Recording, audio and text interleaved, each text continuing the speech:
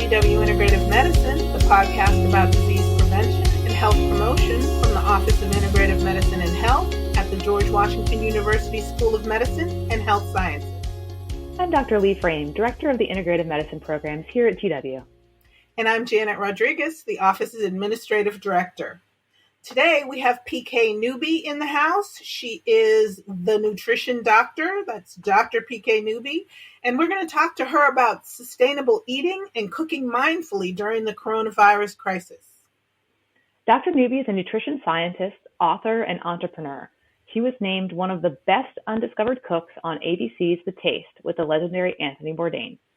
On The Taste, she showcased plant-based, globally inspired cuisine rooted in her unique healthy hedonism philosophy. Dr. Newby has served on the faculties of Tufts, Boston University, and Harvard.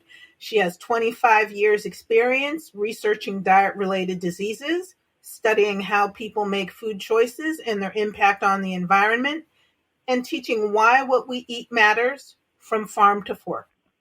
Welcome to GW Integrative Medicine, PK. Thanks. I am thrilled to be here. We are thrilled to have you.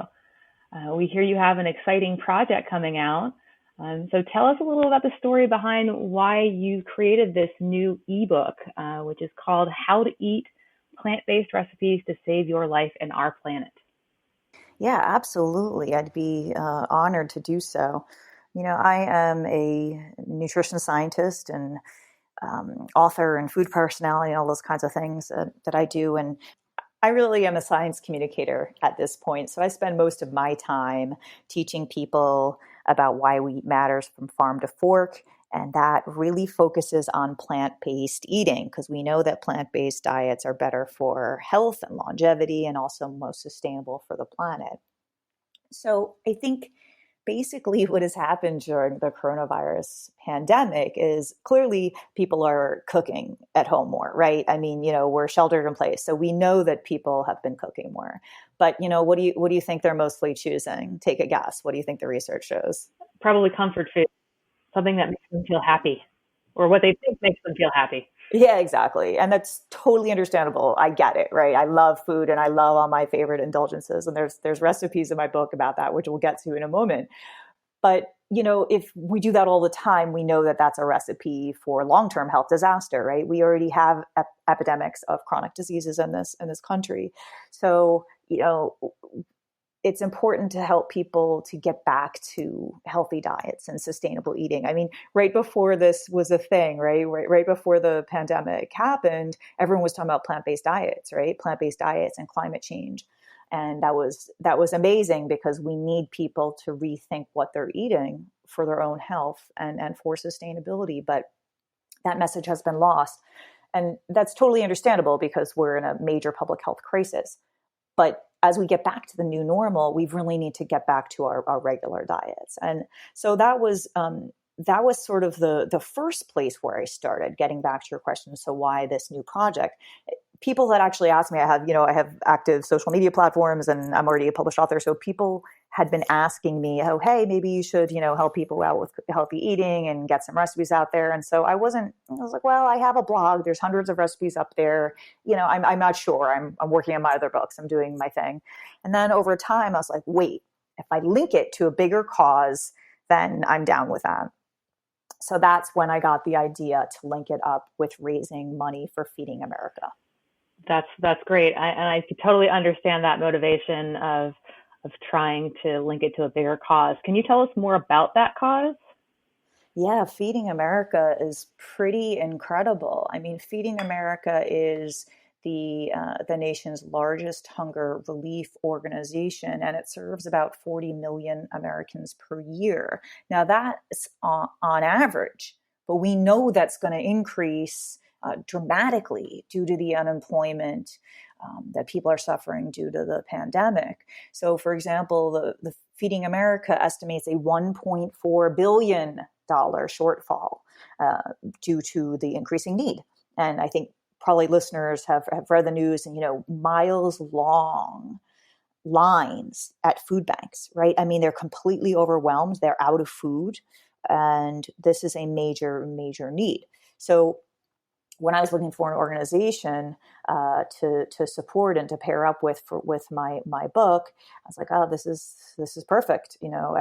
I care deeply about a wide range of food nutrition issues. So I'm not just sort of like a nutritionist dietitian. My career has been focused on healthy and sustainable eating, and also looking at major food issues like hunger. So for me, raising awareness and educating people, and of course, raising money for causes like that has always been a very big part of who I am and the work I strive to do. Yeah, that's a really good point. I actually have a personal experience with that. There was a local grocery store that was giving away one free bag of food between 4 and 6 p.m. on one day. And I live in a small neighborhood. Our version of this grocery store is much smaller than the typical ones. It's more, I'd say it's more akin to a bodega than it is a grocery store. Right. But even given that, there were people lined up, and not social distancing, so don't get me started on that, but Right. lined up for blocks and blocks to try and get one bag of food. And the traffic was totally backed up. The fire trucks and the police cars couldn't get through to try and direct people. It was complete mayhem because Wow. people are desperate right now, right? They need help just making ends meet and being able to feed their family. Exactly. So I'm thrilled to be able to help you raise money for this cause of hunger in America. And how exactly is your book contributing to that? So the book is it's a cookbook, and explains a little bit about my philosophy on eating. So actually, I'd been meaning to write a cookbook in a while. People had asked me, but I have other kind of book projects, and as you guys well know, because you've been kind enough to work with me on my latest book, which is called Food and Nutrition: What Everyone Needs to Know. So that's kind of my big book on all things you need to know, farm to fork. Health, disease, sustainability, all the stuff. But part of how I teach that is, of course, cooking, right? So how do you put those things into practice? And it's through cooking. So I had all these recipes and decided to put them into this book. And at that point, it wasn't enough, though. It really wasn't enough. So I really just wanted to figure out a way to link it to a bigger cause. So I have a page over at feedingamerica.org. That is a charitable organization, a 501c3. And what you can do is go over there to that link and download the book. And my cookbook is totally free. So I want to make it clear that you don't need to donate in order to access the book, because I'm still partially driven, obviously, by wanting to help people make better and healthier and more sustainable choices through the pandemic and also beyond. So people can grab that book no matter what. But I'm hoping that by directing them to the Feeding America page, instead of say just my website or something like that, that they will be inspired to make a donation to Feeding America. So I just started this effort last week. So right now I'm just a little bit less than 3,000, and I've set a very high 50K goal because, again, let me remind people, $1.4 billion shortage in food banks right now. And the best way you can help your local food bank is through money. Okay. The best way you can help is by making a donation. And so right now, I have a few anonymous donations. One is $1,000. Of course, I have plenty of $25 donations and $50 and $100 donations. And I'm looking for corporate sponsors too, because 50K is really a very small amount, right? That's a drop in the bucket for a 1.4 billion shortfall. So this way people can go and they can grab the book for free, whether or not they make a donation. But I hope people are driven, if they're able, to give and give generously to help feed our hungry neighbors. That is so important right now, PK. So thank you for doing that. Oh my gosh, it's an honor to serve and give back. You're welcome, but I don't see it that way. I really feel like those of us with money and with privilege, and I'm sitting here in my, lovely condo in Boston, looking out the window at my, my blooming cherry blossom tree.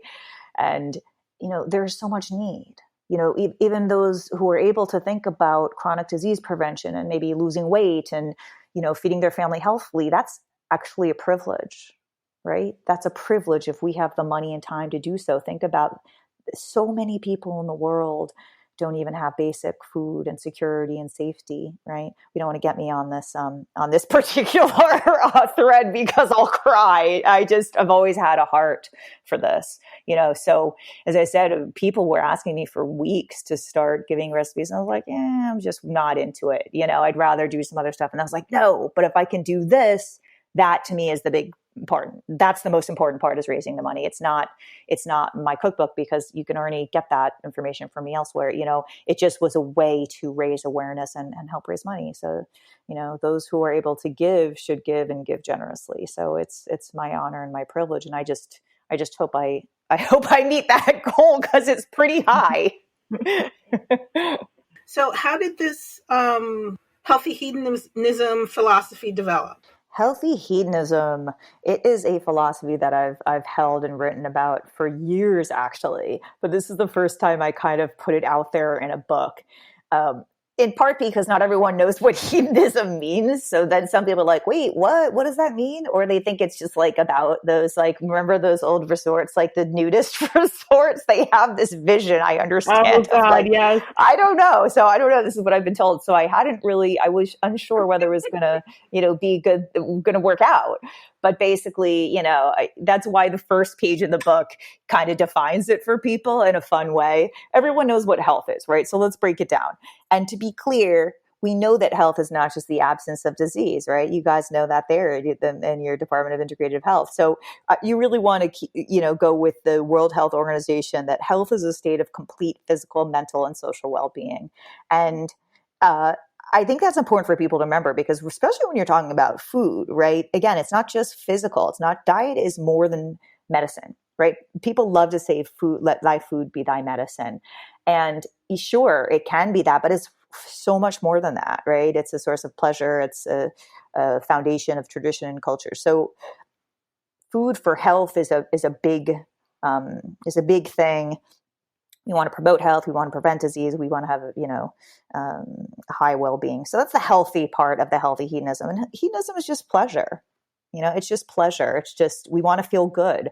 And that's natural. Humans want to feel good, right? I mean, we evolved to feel good, to avoid death, so it's just, and plus food is delicious, right?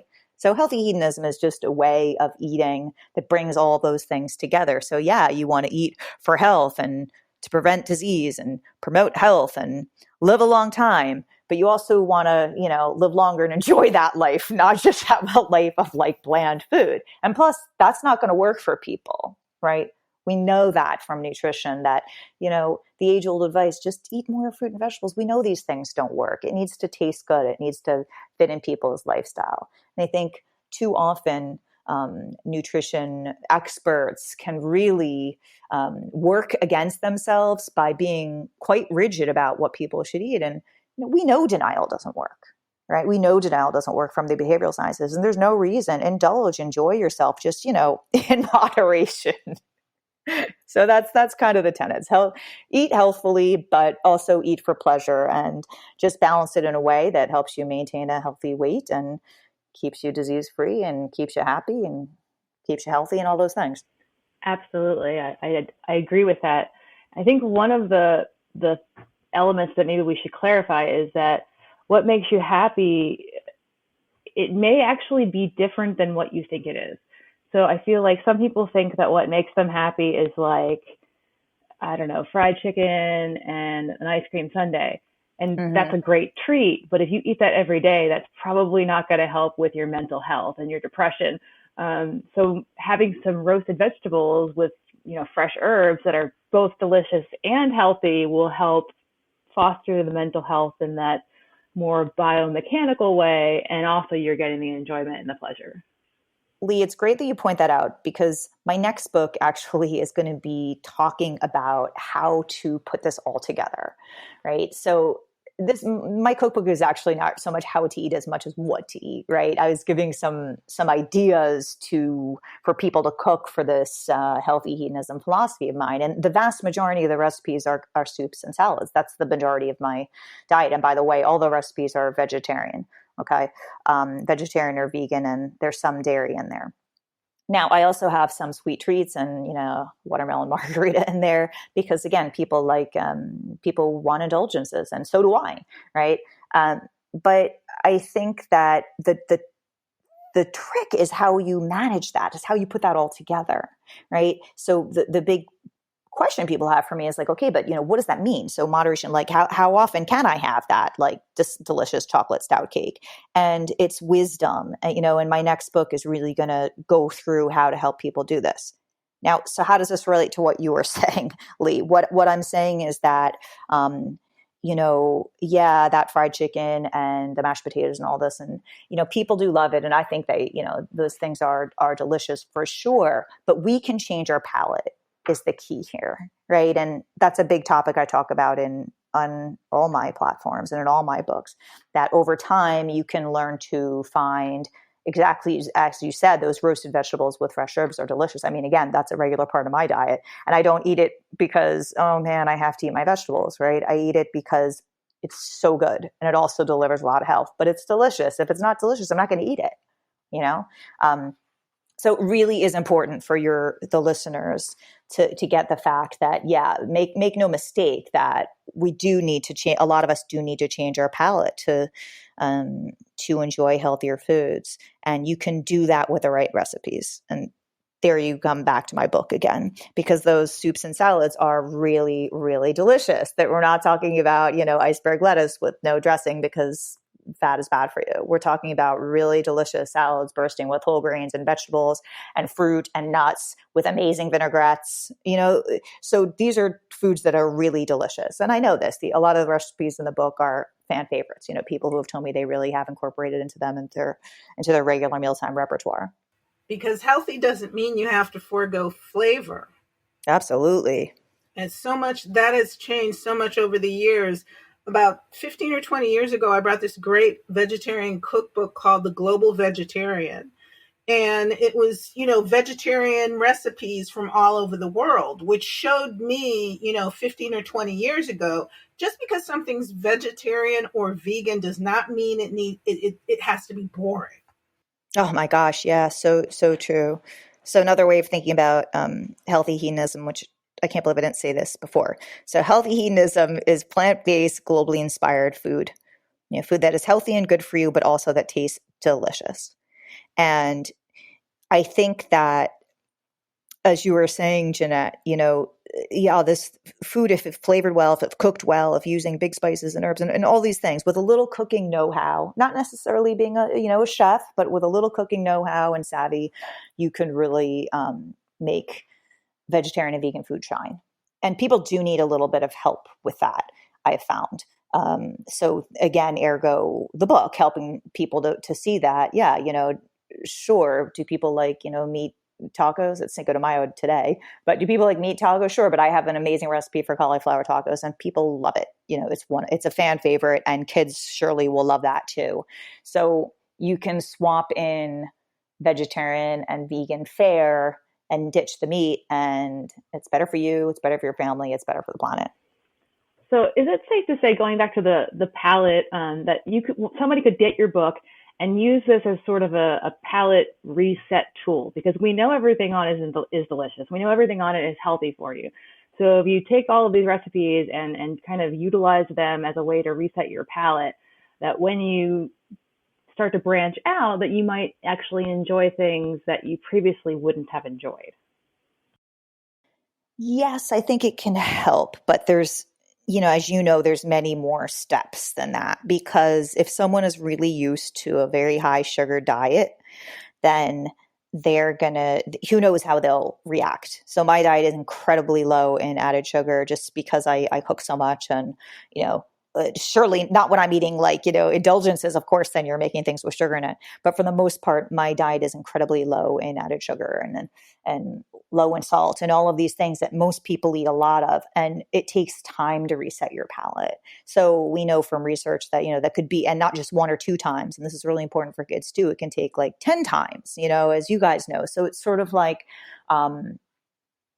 I would like to believe that if people made my recipes the first time, they would like them, just because, again, a lot of them are soups and salads, so they're not high in sugar, using that example anyway, right? But so I think, and I use very familiar recipes. I didn't use things that were more esoteric and might appeal like only to a vegan type audience, if that makes sense.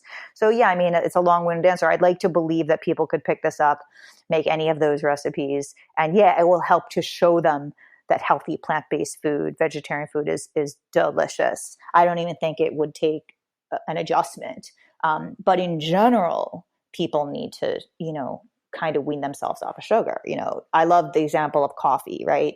Beyond my cookbook, but just I love the example of coffee because I used to drink coffee with cream and sugar when I was a kid.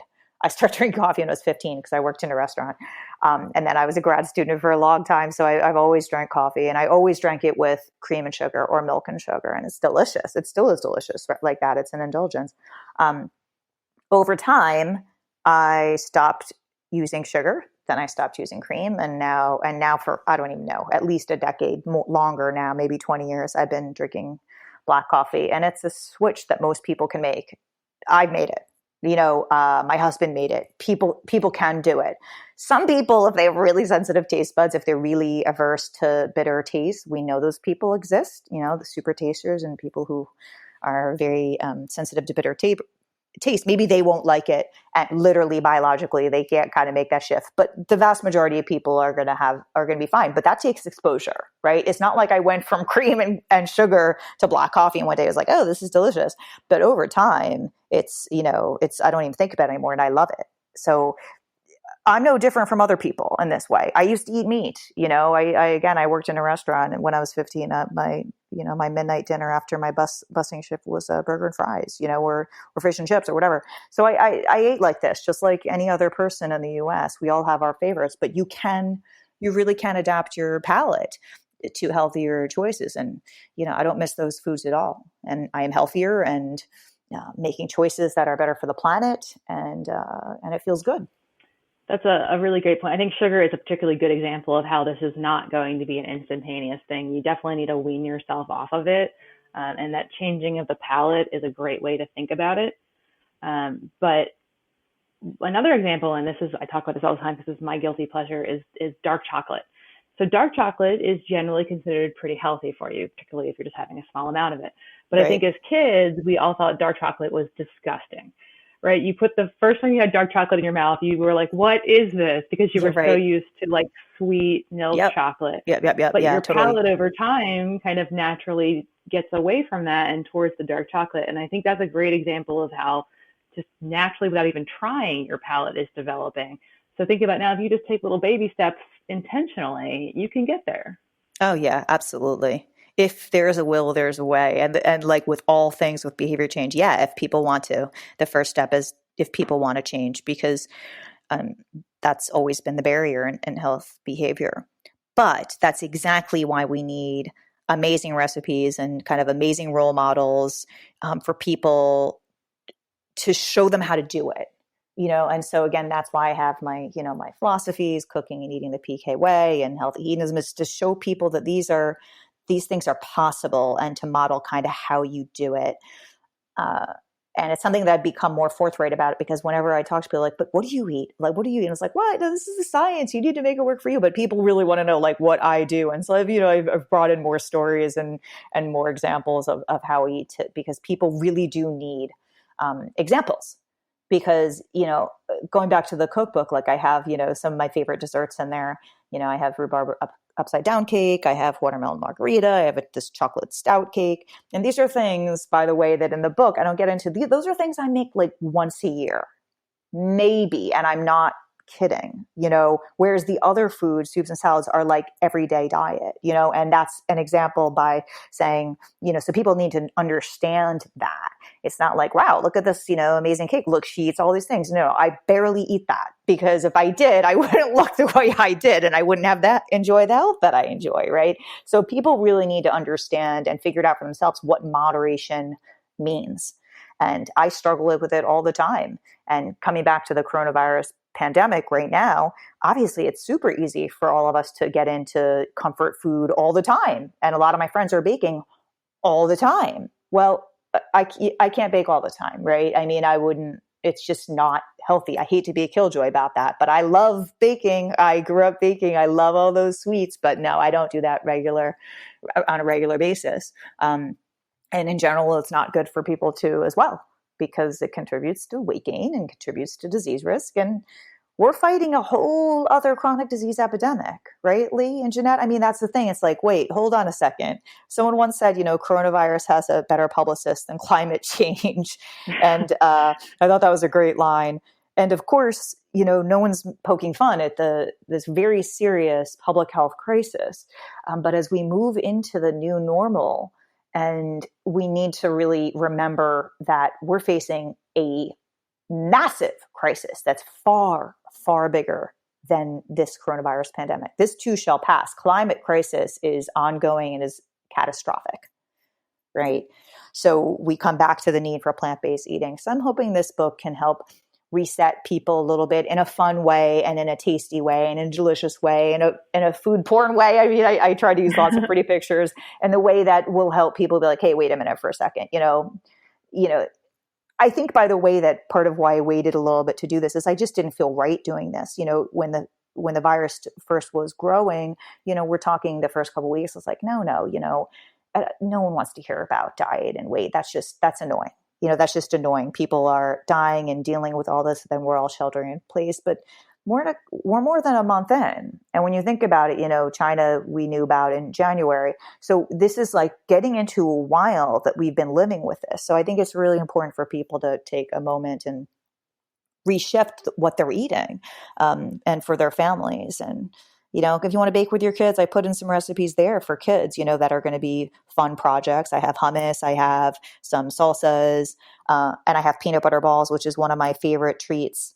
That they're good for runners. I actually use them as post-marathon training treats, but they're great for kids. And this is an awesome idea for a cooking project for a kid. And it's healthy and fun to make. And they're going to love it, especially if they love peanut butter. Of course, peanut allergy people can use, different nut butters and stuff. But I'm using this to juxtapose to people constantly making cookies and cakes. And this is what I'm understanding from a lot of my friends and people. They're just constantly doing this. Well, we don't want to trade off, right, one crisis for another. I mean, everyone, I don't know, have you guys heard about the COVID-19? Yes, I have. Yeah, exactly. I've heard COVID-15 actually. Yeah, COVID-15. Yeah, well, yeah, exactly. And, listeners, if you're not as old as us, that used to be a thing that people would talk about going to college. I don't know if they still do, but, you'd go to college and suddenly be on your own and gain 15 pounds. And I think if people continue eating the way I'm seeing they're eating, they're going to come out way more than that. And that sucks. I mean, it's so hard to lose weight, right? And we know that there's an increased health risk with weight gain. So it's just, I think for a couple of weeks, it's like, okay, great. You go a little crazy. We're like cooped up and you do all these things with your kids. And then at some point you need to be like, okay, wait a minute. Let's just at least let's have salad again. Let's have salad again. Enough with the pizza, enough with the burgers, let's remember plant-based eating. It's better for, it's better for humans. It's better for the environment. So speaking of which, we do have to wrap up, but I wanted you to let us know, what is one of your favorite dinner recipes that's in this book, something that people might want to make tonight for dinner? Oh my goodness. I think that's the one I didn't prepare for. I will say, by way of introduction, that every recipe in here I've made, everyone is a regular. I made many tens of times, right? And they are a regular part of my diet. I think the one for people to try, because I think I already mentioned it, is cauliflower tacos. Because people love tacos. I mean, who doesn't love tacos, right? And everyone loves this recipe. And it's just, cauliflower is a really popular vegetable for kids. It's quite mild, so they're more likely to like it than, say, broccoli, which is bitter, right? So cauliflower is very likable and very accessible. And of course, everyone loves tacos. So it's just a really easy way. And I don't think there's anyone who's going to say, oh yeah, this is going to take a while for me to like this. No, it's cauliflower with like a bunch of, very tasty, Tex-Mex flavors. And then you put on your own fixins, wrap it up. There you go. And there you go. And if people switch that out for meat, that's a massive, massive boost to their health, but more importantly, it's a massive boost to the environment, right? Because we know that meat is such a major contributor to climate change. So if people got into that recipe and they were suddenly doing that instead of meat-based tacos, gosh, that's a success. That's really a health and environmental success. So I would say people should open up with Mexican cauliflower and you make a whole vat of it. And then when you have some leftovers, you stuff it into tacos. Both the recipes are in there. All right. So this Taco Tuesday, you can try out this recipe. To download Dr. Newby's free ebook, How to Eat Plant-Based Recipes to Save Your Life and Our Planet, visit bit.ly/eatthepkway. That's bit.ly/eatthepkway. Thanks so much for joining us, PK. Oh, it's been a pleasure. I thank you so much for this opportunity. This is the GW Integrative Medicine Podcast from the GW Office of Integrative Medicine and Health. I'm Dr. Lee Frame. And I'm Janet Rodriguez. Thanks for listening.